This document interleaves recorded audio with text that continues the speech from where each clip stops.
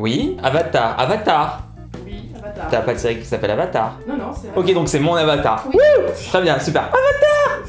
Avatar. Donc Avatar, The Last Airbender est une merveilleuse série dessin animé. Ça faisait longtemps qu'on n'avait pas fait dessin animé. Je suis très content. Allez, je le dis, c'est la meilleure série, tout genre confondu. La fiction n'est rien à côté d'Avatar. Bon, j'exagère, mais bon, vous allez comprendre pourquoi.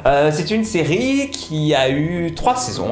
Elle est terminée. Elle a été diffusée sur Nickelodeon et fait par deux mecs très talentueux. Donc si vous avez vu le infamous film de Night Shyamalan, oubliez tout ce que vous avez vu, ça n'a rien à voir. Donc partez l'esprit sans préjugés dans ce pitch. Que raconte l'histoire d'Avatar? L'histoire d'Avatar se situe dans un monde fantastique complètement imaginaire où les gens ont acquis les capacités de pouvoir contrôler les éléments. Les 4 éléments principaux, le feu, l'air, l'eau et la terre. On va découvrir par la suite qu'il y a d'autres éléments qui arrivent à être manipulés. Évidemment, ces 4 éléments sont gérés par 4 peuples principaux qui se partagent le monde. Donc il y a la nation du feu, de l'air, etc. Le peuple de l'eau est inspiré de toute la culture et la civilisation inuite. Le peuple du feu, la civilisation japonaise. Le peuple de la terre, la civilisation chinoise. Et le peuple de l'air, la civilisation bouddhiste tibétaine, du Népal, tout ça. À chaque génération, il y a un avatar, et l'avatar c'est qui? C'est une espèce de chef spirituel, de chef du pouvoir des éléments, parce que tout le monde ne gère pas les éléments, c'est vraiment des élus, des gens qui naissent avec une capacité de pouvoir, et à chaque fois naît une incarnation. En fait c'est techniquement la même personne, sauf qu'il se réincarne à chaque fois dans une nouvelle personne qui arrive à contrôler les 4 éléments. Donc c'est un enfant qu'on trouve dès le début, et qu'on apprend à gérer les 4 éléments, parce qu'il a le pouvoir de le faire. Et donc la série s'ouvre, nous sommes avec le peuple de l'eau, nous sommes avec un frère et une sœur qui s'appellent Katara et Sokka. Je sais plus comment, mais ils arrivent à trouver une espèce de boule de glace énorme qui se brise. Et sort de là un jeune enfant qui s'appelle Aang et se rend compte que c'est l'avatar qui a disparu depuis 100 ans. Et l'avatar a disparu parce que la civilisation du feu, soudainement et par surprise, a attaqué tout le monde et instaure une espèce de dictature impériale auprès de tout le monde, une espèce de force militaire. Et ils essayent de retrouver l'avatar parce qu'ils entendent parler que l'avatar est là. Et si l'avatar est là, c'est un peu comme toute cette histoire d'élus qui vont sûrement,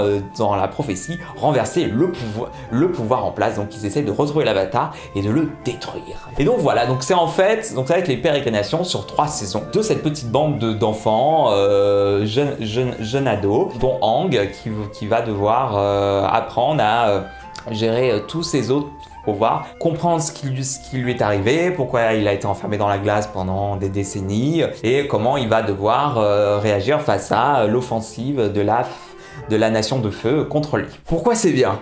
Alors, pourquoi c'est vachement bien? Il y a plusieurs choses à dire, je vais commencer par le plus simple. C'est très drôle, donc c'est une série pour enfants, donc ça a plutôt un ton assez comique, et c'est très drôle. J'ai beaucoup ri devant Avatar. Il y a des moments cartoonesques, texte à vrille, manga, très drôle, animé, plutôt bien fait et plutôt bien écrit. Les personnages sont très attachants. Mais ce qui est surtout très impressionnant dans Avatar, c'est la façon dont les thématiques vont être amenées, la psychologie des personnages. C'est vraiment la première série de dessins animés que je vois où il y a une psychologie des personnages aussi intense et profonde qu'on peut voir dans les séries live. Il y a une évolution assez impressionnante de tous les personnages tout au fil des saisons. Parmi les méchants dans la Nation du Feu, il y a un peu l'antagoniste qui s'appelle Zuko, un personnage à peu près du même âge que les autres protagonistes, donc il fait un peu effet miroir. C'est un personnage vraiment très intéressant, très bien écrit et très bien construit, et qui a une très belle évolution au fur et à mesure de la série. Les combats sont très bien faits, très bien mis en scène.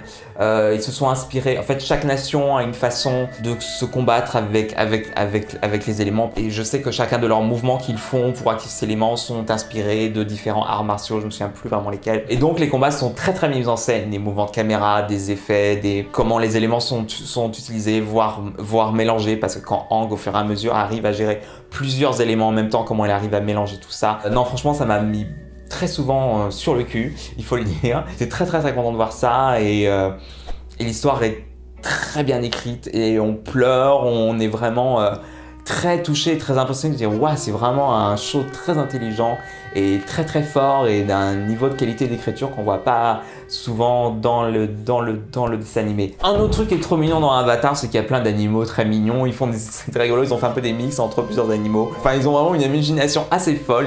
C'est une série qui a vraiment une très grande imagination. Ils ont des bisons volants. Donc il y a Appa qui a un bison volant, une espèce de truc énorme, grand comme un bus. Voilà, c'est ça, et qui se déplace en volant, en faisant mouh. Je suis vraiment très content d'avoir découvert cette série.